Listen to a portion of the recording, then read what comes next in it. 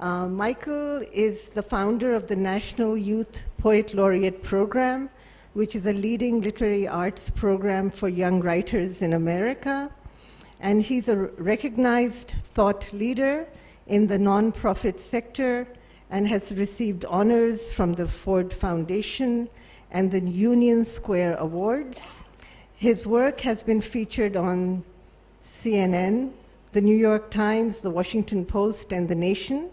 And he's an educator, and he has advised the Boys and Girls Club of America and taught critical literacy and hip-hop poetics at institutions such as the New York University, Michigan State University, and the New School University and the University of Wisconsin.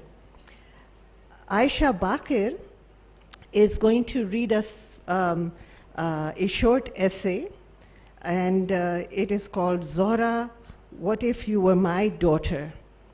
And it was published in the anthology Mona Lisa, in the anthology called Mona Lisa No Longer Smiles by Om Books International India.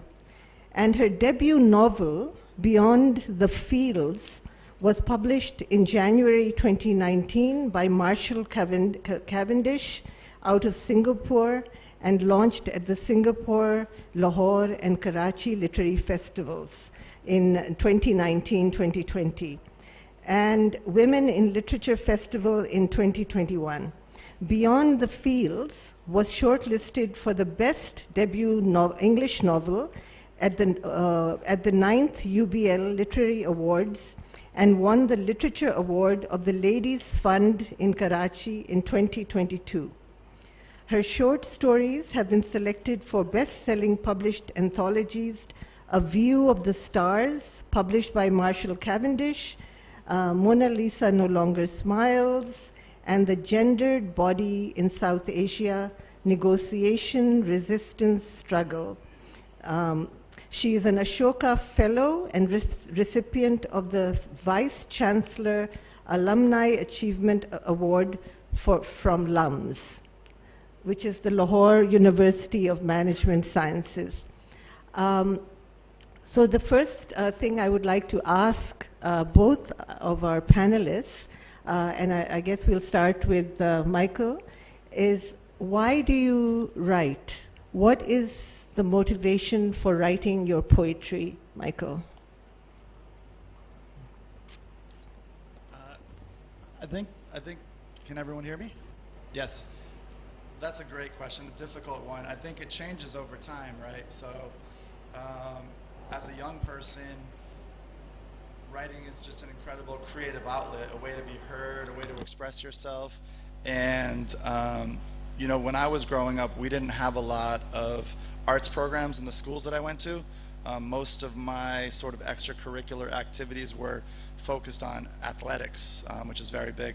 So when I started writing, it was just like a breath of fresh air, and it gave me a sense of meaning in terms of how I could relate to my experiences as a person, as a human. So, and then of course that evolves. Why do I write now? Probably because I like talking about all the amazing things that my daughter does. So, you know, like, you know, can go full circle. Aysha? Hi, thanks. Can everyone hear me? So I was privileged. I started writing in grade 4 for my teacher, who promised a packet of gum for every 2 pages in addition to the first 2 pages. So I was writing like 50 pages at grade 4. So that was sort of the launch. And then I continued writing, but it was more for development work until I relocated to Singapore. And that's when I realized that writing was almost a struggle and a way to share my thoughts about that struggle with the rest, with the audience, where they might be. I think over the years, as I progressed as a writer, I found my space in this vast sort of, cosmos of writing. And I hope that, with my voice and the characters I define, that they bring a bit of fiction, but they also bring a bit of reality to what's happening around the world. Thank you. I was trying to do the math. So how many packets of gum did you get per day? Oh my God, my class fellows hated me. They were like, oh my God, you're bagging like 20, 30. And it used to be imported gum. I was in the American school, so she used to get it from the commissary. And there was no sort of imported gum. So either they were my best friends or either they hated me. But all my weekends were spent writing fiction stories. And that led you to have a little shop of chewing gum? No. I had it all myself. Okay, all right. Michael, can we hear some of your poetry? First, tell us a little bit about what you're going to read to us, and then... Sure. Assalamu alaikum, everyone. I'm really honored to be here, and I'm going to share a few poems that are part of a new collection of doas that I'm writing. So kind of inspired by duas, but also kind of my own sort of spin, my kind of modern white American spin on that, which kind of can give it its own type of interesting flavor, I guess, so to speak. So I'll read a few of these. The main character, so to speak, in many of these poems are my daughter. She wants me to read all of the poems about her, but I might just read a couple. That's her, Aya Fatima, right there. But I'll read this first one. There's a teacher that I go to, and he talks about this idea of the hijab that kind of builds up on our heart. You know, there's two kinds of hijab. You know, the hijab that we take out of modesty and out of reverence, and then the hijab that kind of accumulates over things that we might not want it to accumulate on. So he talks about how we need to remove this heart hijab. So this poem is called Dua to Remove the Heart Hijab. My daughter tells me that she wants to wear a hijab, so people will know she submits to the Lord that embroiders the best cloth, the supreme tailor, the one with the freshest drip, so wet, so drippy, my eyes are forever covered with a veneer of tears. The hijab, I tell her, is a metaphor of modesty. The hijab, if you abide with or without a hijab, means you're classy, means there is a grace about you aligned with the divine. When my wife walks into a room sleeveless and in control, every head turns but knows its place. That is because of her hijab. But this poem isn't about that hijab. This prayer, a star under a cloak, is about the hijab we put over our heart. Our Rab of the hijab, forgive us for the words we use like burlap dipped in tar that smother the light within us. O Lord of the most light, Lord so lit, so light you are transparent, so light your eyelashes are jellyfish if they are eyelashes and not light. Give my girl guides named Noor or Luz. And when they wrap their heads or when they don't wrap their heads, who cares? O son of the sunnah, please make my daughter's heart unmodest. Make the pathway between her heart and her mouth a portal of pure light, and give her the strength to remove her heart hijab, a curtain covering glass from the image of you at the center of her. Thank you. Another? Thank you. Sure, why don't you read another one?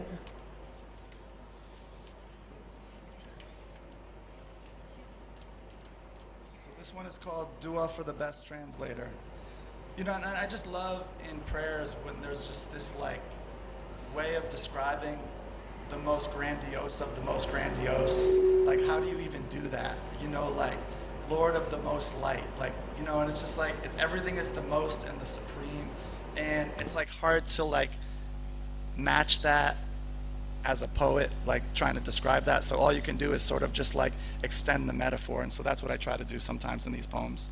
So this is Dua for the Best Translator. I met you, Lord, amongst so many tongues, where the strawberry skin looks like it can taste, in a palm forest planted by a poet in Hawaii, next to a pub in Birmingham, England, where everyone wanted to die. O Al-Azim, I spoke to you as Yahweh, as Yemayah. I spoke to you when the wave pulled me under with my mouth and eyes closed, and you spoke back. You understood that language. You understood what the monk told me when he squeezed my hand and looked down the throat of a flower. O teacher, you gave us prophets and poets, and they all spelled you different, and they all meant you the same. When Muhammad spoke of you, when Abraham sharpened his knife, when Mary wept and wept, when Siddhartha centered his Noor on you, it was all the same, O best of translator, O master of words that don't match but have the same meaning. There is a way to call your name in Karachi and a way to praise you on San Pablo Avenue. And I say 100 names of you in a language I only know in my heart. So I recognize you at St. Matthew's Church, at the Blue Mosque, in Plum Village. I recognize you when we bend to you and love each other.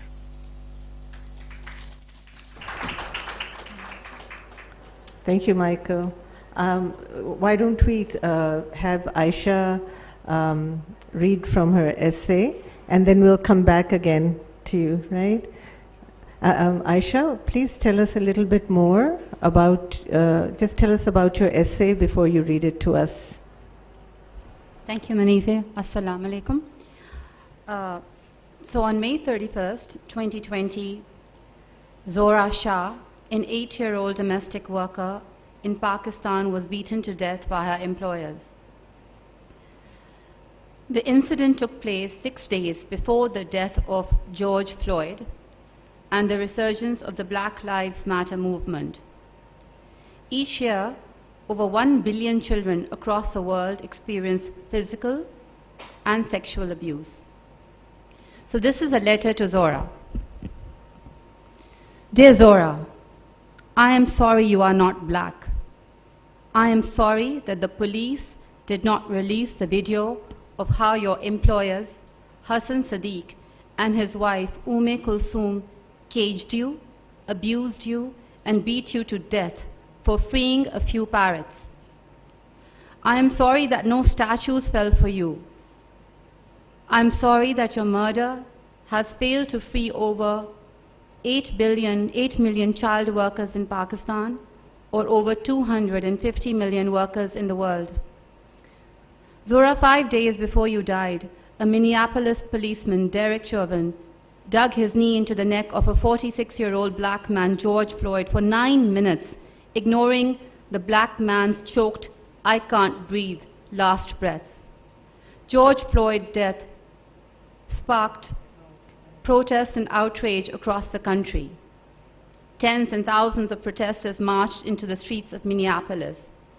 The protest spread to over 100 cities in the United States, including New York, Philadelphia, and Washington.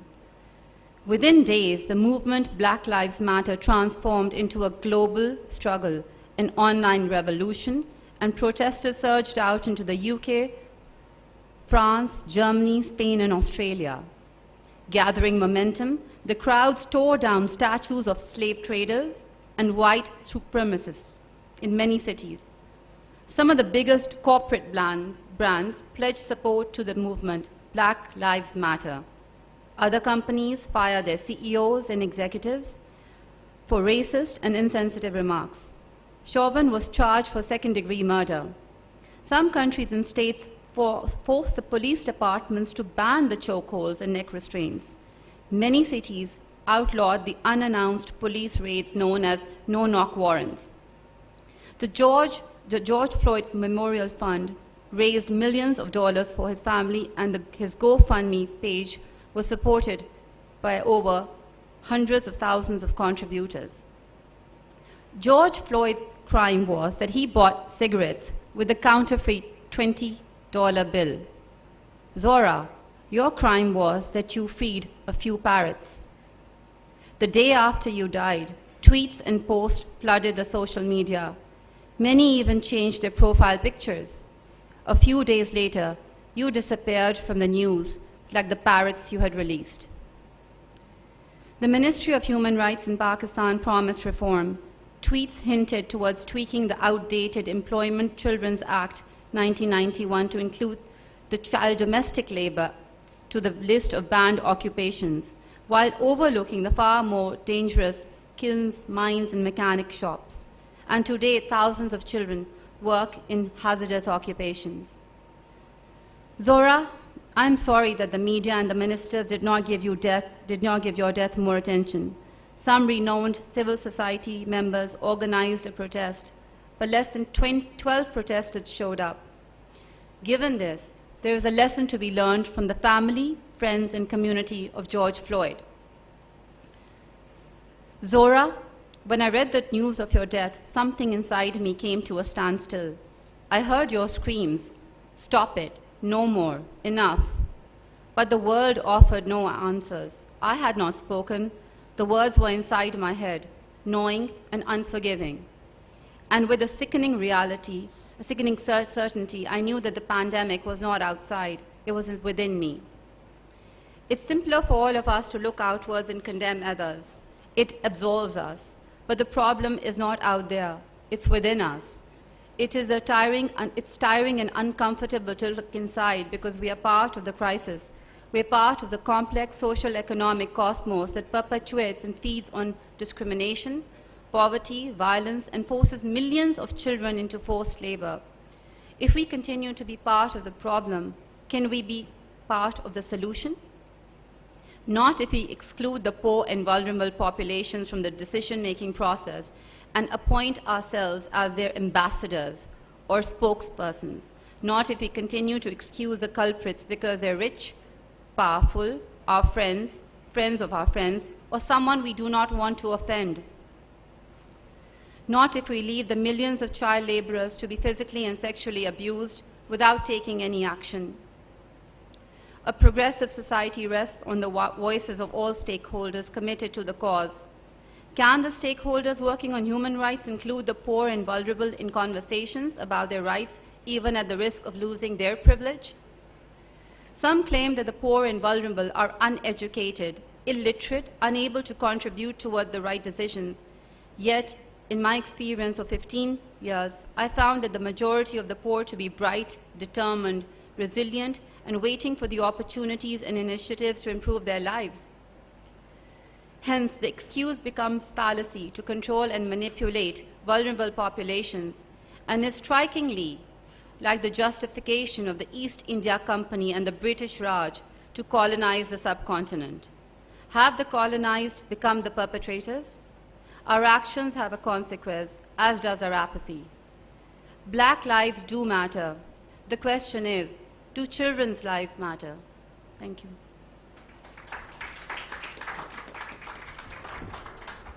So, having heard both of you read your first two poems and the essay that you just read, Aysha, I'll ask you once again, why do you write? It wasn't for chewing gum. Well, I think I said before, I think it's a struggle. It's a struggle to make sense of the news around us that comes at us, and then we have to continue our lives. And it's almost trying to give attention to that. The pieces of news that come in every day, they haven't stopped coming. Even very recently, there was another case of a child being beaten, someone being beaten, and they're happening every few weeks, not just in Pakistan, all across the world. So I think it's trying to make sense and to give voice to that incident so that people don't just forget about it. This piece was picked up in Singapore, then was published in India, and now I'm hearing that they're republishing it again.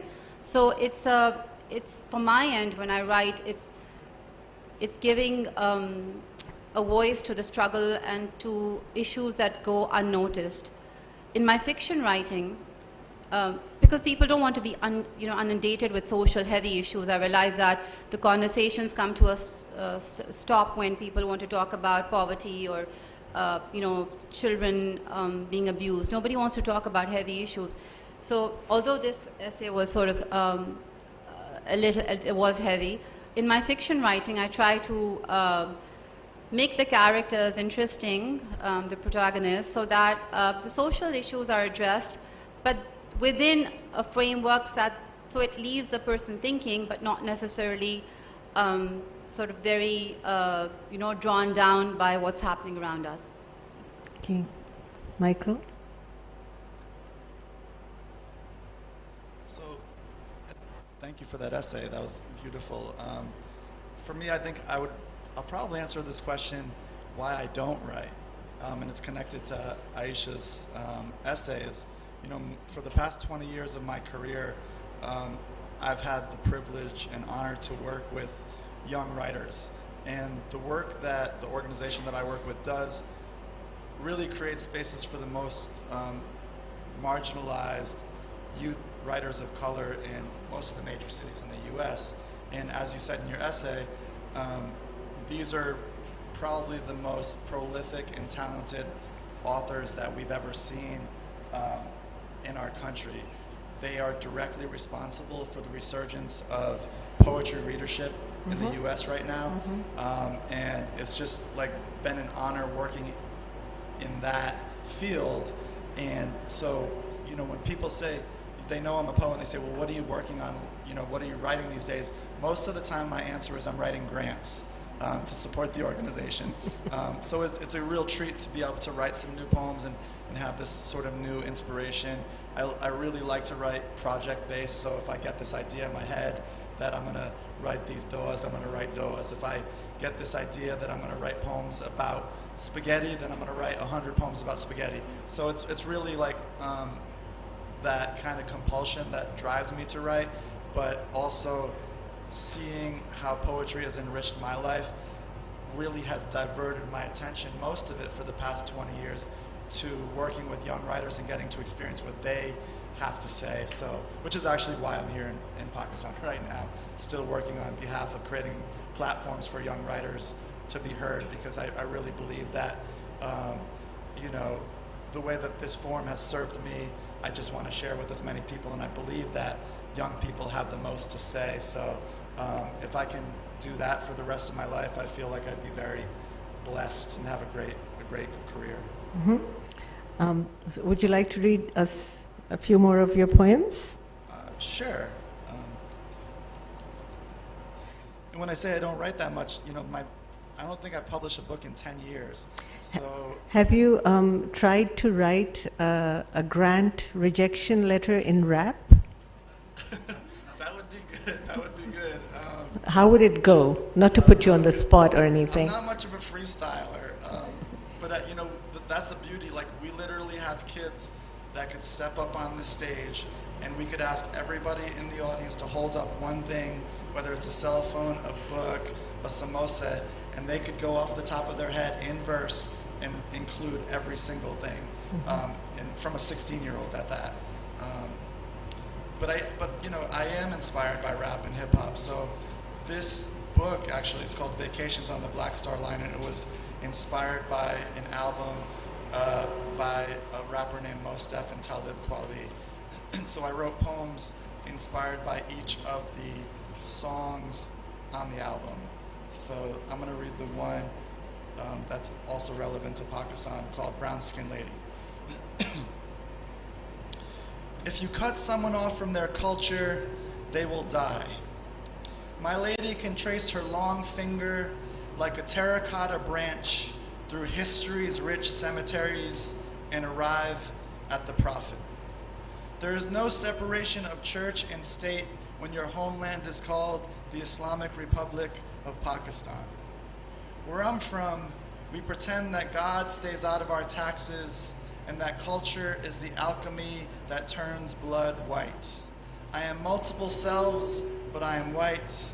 I contain multitudes, but am still white. American culture is distinguished by whether you're born of old money, new money, or no money. I can trace my lineage back to my first loan. My family tree grows from a safe.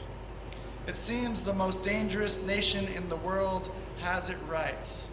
All the ammo we drop over there, and the people are still alive as I polish off another eggplant parm.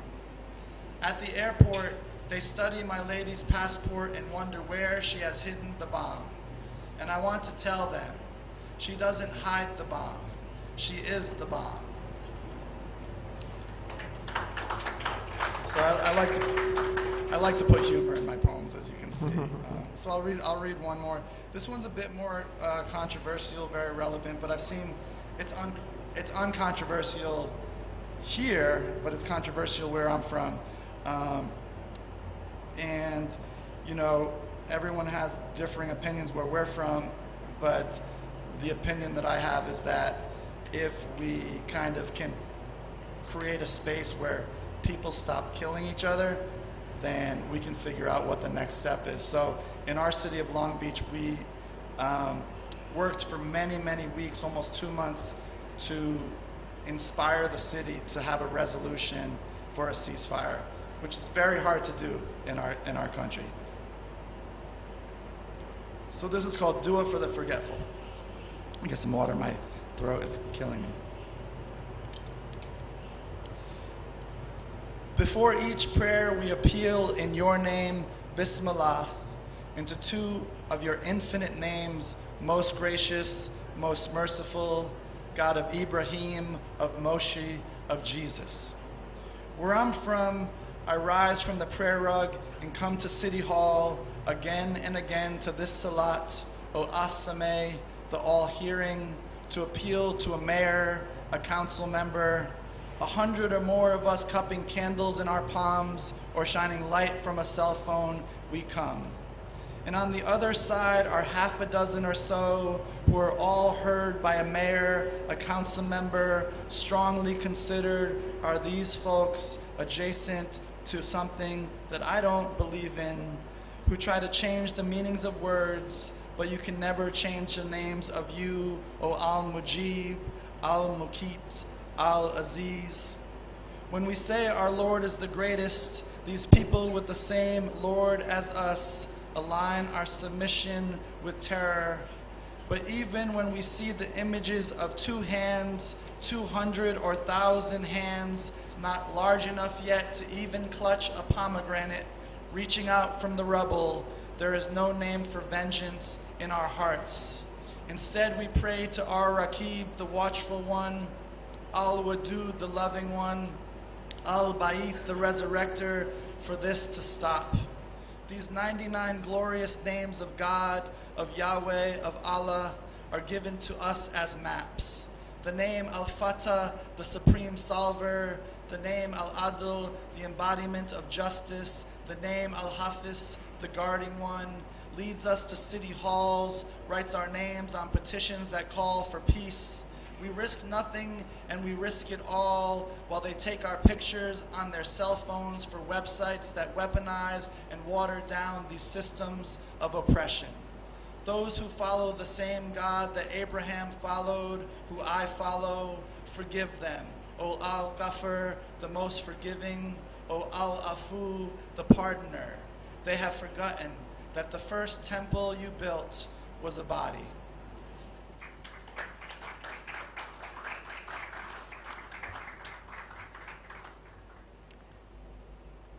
Did you want to read any more poems? Have you written anything more recently than this one? Anything on Gaza? You mentioned the ceasefire and the resolution. This is your Gaza poem. Yes, it is. So, did you write it this week or in the last month? And I read it actually after the city approved the ceasefire resolution. Yeah. So there's a growing movement Yes. in the U.S. of that happening.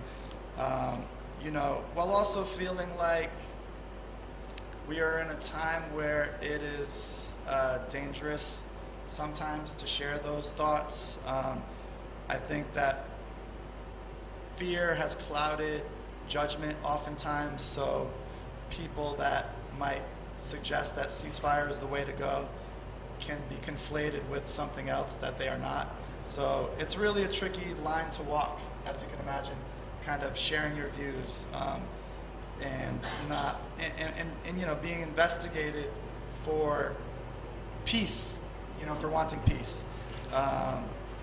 You know, so it's tough.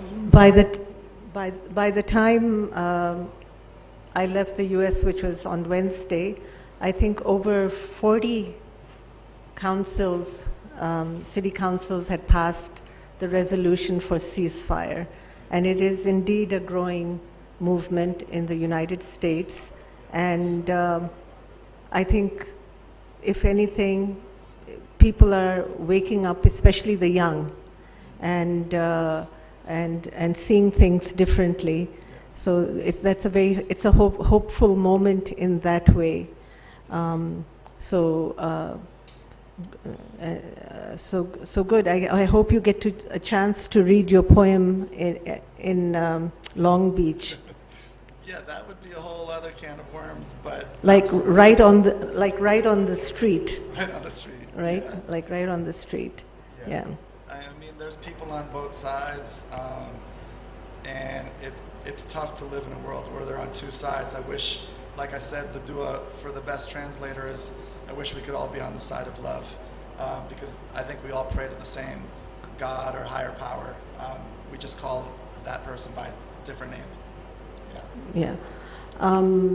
But it seems like none of that seems to matter, because we've had 2 decades and change of relentless bombing, and it ain't going to be a prayer that's going to make the difference, right? Yeah. So. Yeah, and you feel powerless sometimes, when you can't directly impact what's going on with the other side of the world, and sometimes all you can do is pray, unfortunately. You can't also control where your tax dollars are going, and tax dollars brought me here, so I'm grateful to live in a country that supports the arts and has envoys that travel the world for diplomacy. Yes. But also, there's military spending, if you don't, you kind of... I believe the number is $16 trillion was earned by the weapons industry in the last 2 decades. $16 trillion. That's a lot of bubble gum, wouldn't you say? So, but if your body is the first temple, I don't think, I don't agree with you. I think that you can do a lot. It's your voice. You can raise it. Your voice is a powerful voice. Your poetry is powerful. Michael, I'm talking to you. and you can make a difference. More than anybody else sitting on this panel, you got the right color, you have the right gender, and you have the right nationality. The nationality I share with you, but the louder you are, the more chances we have that we can stop this genocide that's occurring, right? And, and that's what I try to do, and, and the youth, the next generation are really the ones that are going to make the biggest change. I've kept on hearing over and over at this conference that over 65% of Pakistan's population is under the age of 30. Mm-hmm. So that means we have a generation that's going to be leading this country for the next 15 to 30 Karachi literature festivals. And what does it mean if we start now and create a stage for a 16-year-old to be up here speaking truth to power? Mm-hmm. But absolutely, and that's what it's a privilege also to be in my position to use my voice for change, and I acknowledge that as well. So, but it's also a privilege to be able to work on behalf of, helping create a pathway for the next generation of artists, and that's brought me so much joy too, and to see them, and not for nothing, but 4 years ago we had a young poet read at the presidential inauguration in our country. Yes. So, and that poet came out of our program, which is wonderful, and her poem was absolutely brilliant and moving. Yep. Amanda Gorman, yes. Yeah, And to have a space on a national platform that to celebrate the United States and also be critical of it. I mean, she received thousands of death threats after that poem, because I know her personally. Yeah. I've known her since she was 16. But that's just a beautiful thing, and I would love to get to the point where, you know, the young poets that come out of the Pakistan Youth Poet Laureate Program, which we're here for now, can be reading on the largest stages of Pakistan influence, whether that be politics, literature festivals, etc., because that's really where the change happens, you know, and that inspires more people to get involved. Pakistanis have always been inspired by poetry, but the young of Pakistan have always written poetry and been inspired by that. Yeah. But you're talking about English poetry, and that's a great thing. Aysha? I think sometimes we focus, if we take a look at a situation, it's the worst situation going on in the world, and we look at it and we say, it's terrible, it's tragic. We're looking at that. At the same time, we're not looking at the best of the best situations that are also happening in many Islamic countries, and we're not drawing lessons from that, not just Islamic countries, other countries, and we see how can we improve ourselves. So sometimes we have to look at both the situations to be able to just not look at only the heavy side, but also just the positive, the many positives that are happening, and then say, well, how can we become better people from that? And if it's all right, can I read another piece? It yes, has a of different, course. It doesn't have such a heavy feel to it, and I think maybe we should just read it. Mm-hmm. Thanks. Tell us a bit about it before you. So yeah. I've just come back from Singapore. I lived there for 10 years, and I think it's an ode to my life, to my time there, and it's called Singapore's Secret Recipe. It was a tribute to the city-state for their Independence Day.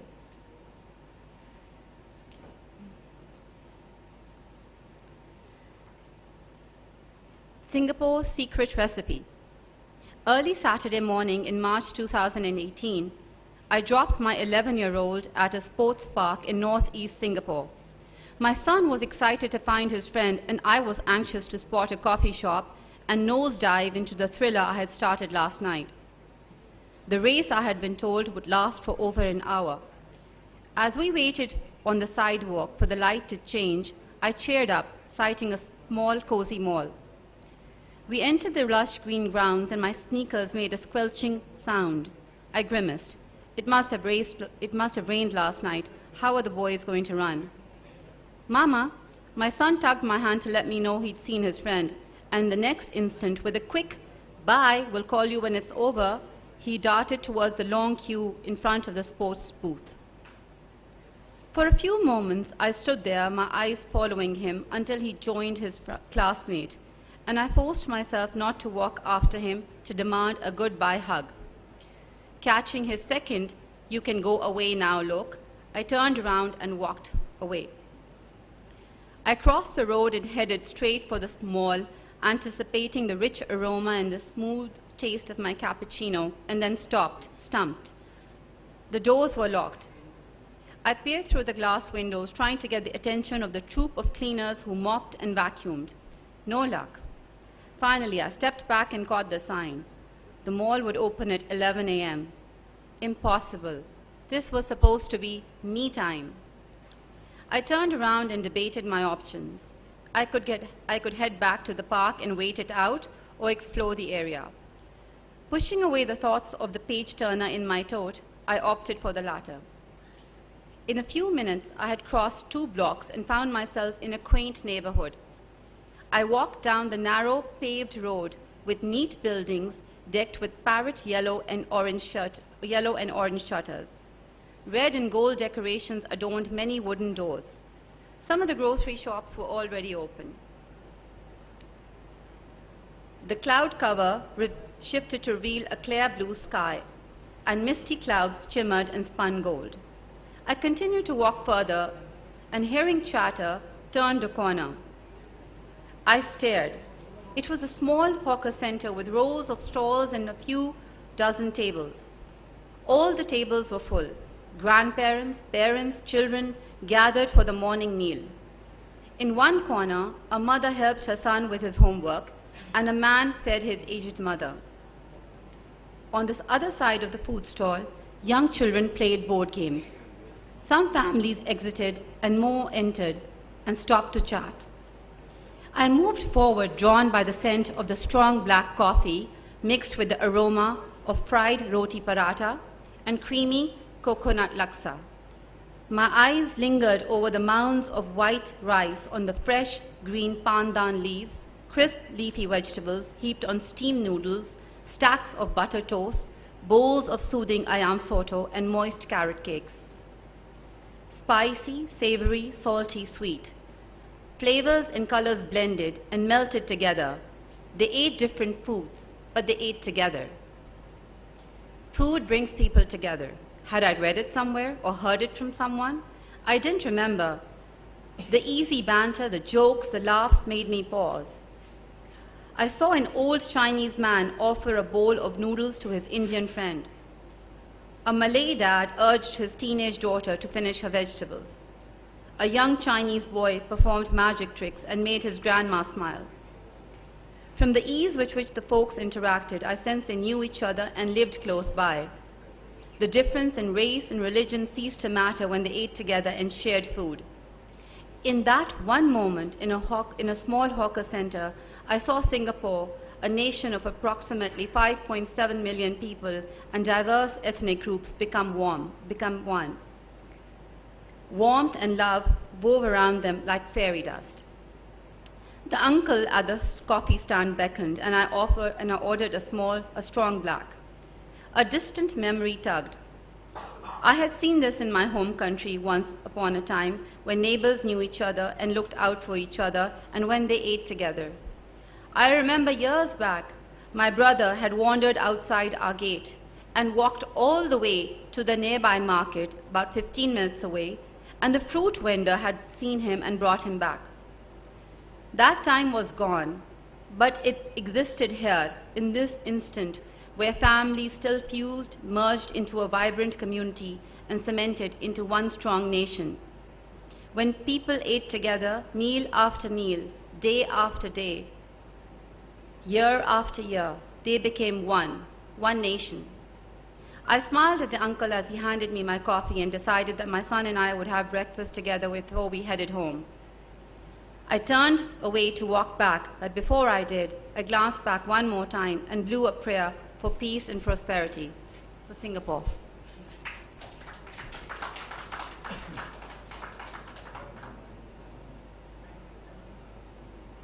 So let's have Michael read another poem, and then do we need a question and answer session to this session? Yeah. Okay. After your poem, we'll open it up. Yeah, that's a perfect segue. I wanted to read this poem to my friend and colleague Cirelli, because he's a lover of diners, and you just read a beautiful food poem. And you know, one of my favorite content areas is food. I grew up in a restaurant where my dad is the cook, my mom is the waitress. My grandmother had a breakfast diner where she was the waitress and my grandfather was the cook, and so on and so forth. So this poem is called Rivers, and it's about the women in my family who are waitresses. The women in our family have rivers. My great-grandmother, my nana, my ma, all waitresses full of rivers. Fit a river into a vein and it looks like lightning or a supernova. Galaxies of rivers in the blood. When the clock strikes open, my mother opens up a new river. Chit-chat flows. Where I'm from, it was the rivers that turned everything. River to turn water wheel, to turn gears, to turn looms, to make textiles. Rivers make costume jewelry and silverware.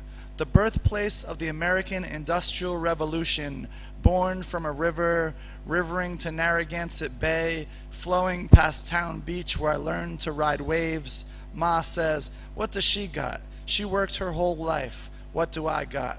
Varicose veins. I'm floating down the Patuxent River in a basket made of plastic straws, clear as our front windows, revealing me at 5 years old without a mistake. I'm flawless from the mouth of a river, despite every hurricane, Gloria. The one behind her left knee is the Mississippi, the stream up the front of your calf, a tigress, rivers to the heart of darkness. All the kids at the counter have grown up. Everyone changes except the women with rivers. My great-grandmother, my nana, my ma. All waitresses full of rivers. Thank you. Thank you very much. Thank you, Michael. Thank you, Aysha. Do we have questions? We're opening the floor to questions now.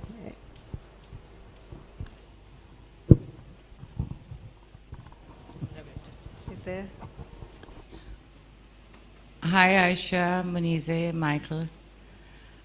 So just a question. It was actually very moving, kind of, hearing both of you.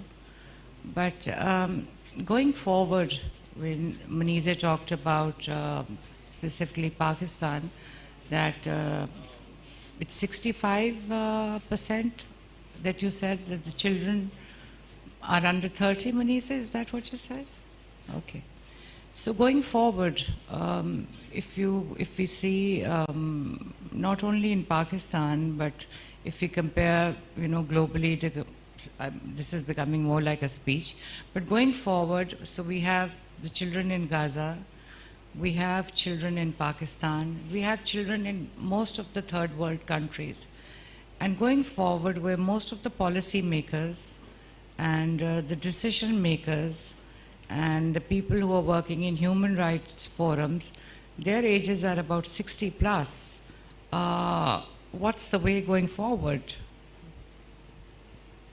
As in, yes, Aysha, you're writing. Michael, you're writing beautiful poems. But just a question, what's the way going forward? I mean, for me, it's very clear. It's about creating more spaces and platforms for young people to be heard. It's like really that simple, because actually, I've luckily been able to experience it firsthand. My whole entire career has been about creating spaces for young people to express themselves and then creating platforms for them to be heard. When we started the program in New York City, the dream that we thought was unattainable was to have a young poet read at City Hall. It sounded like wild. And after the Youth Poet Laureate program was only 4 years old, the new mayor asked the Youth Poet Laureate to read at City Hall with the former president, Bill Clinton, and a big Broadway star, Harry Belafonte. And that young poet had more to say than anybody on that stage and got more press than anybody, more than the mayor. The New York Times talked to them about the star of the inauguration. And that just snowballed to the point where we talked about Amanda Gorman getting to read at the U.S. Capitol, reading at the Super Bowl. She read at the Super Bowl, one of the biggest sporting events in the U.S. So it's about creating the space for that brilliance that Aysha talked about in her essay that we know is already there, and normalizing it. So 20 years ago, when I was a young nonprofit leader in poetry, the only people that were recognized were old white poets that taught at NYU or Columbia. And guess what? 20 years later, the poets that are recognized are kids that were 16-year-olds 20 years before. Now they're teaching in the writing programs at Columbia and NYU. So it happened. It really does happen. And they're winning all the book awards. And the professors that kind of excluded them can't ignore them anymore. And hopefully, if we can replicate this program in other places, that will happen here. We can't just talk about it. I've been to so many panels that have talked about the younger generation of Pakistan, but we don't see as many young writers here at the festival. So that will hopefully change. And next year, hopefully, the 2 winners of the National Youth Poet Laureate program in Pakistan will be here at opening ceremonies reading with the Consulate General and everyone else who they invite. So. Yes, thank you. I think I'd like to pick up on, Michael, you said it was very, I agree with everything you said. And I think I'd like just to pick up the point when you talked about normalizing. when you normalize something, you make it part of the process. So it's not like you're doing it once only. You make it part of the system so that the young adults don't feel that it's a special favor that you're giving them. It's part of the process, the way things are done. Their spaces for them are always just not by that once a year or twice a year, but they are permanent spaces that are theirs, given to them, for them, and they manage it themselves. I think that's really where, and I think just not in the arts, I think maybe the young folks need to be included in other processes of decision making. I have two young teenage boys, and sometimes I find that they are very clear about their thoughts about, I think they have less hypocrisy. I think they have less tolerance for abuse of human rights. So I think that if you allow the young people to come up, just give them a space, normalize it, you will find that they're taking the right decisions themselves.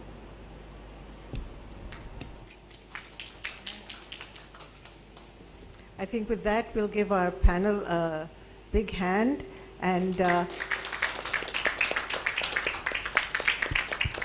I'll not say anything to your question, because I think we need to leave this panel on a happy note.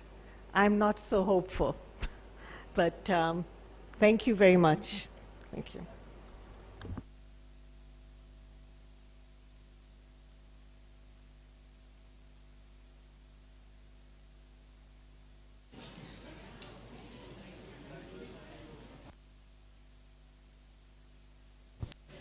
Thank you for attending this session. Our next session is a book launch of Earth and Glimmer by Haya Fatma Segal, and will be a conversation between the author and Pirzada Salman.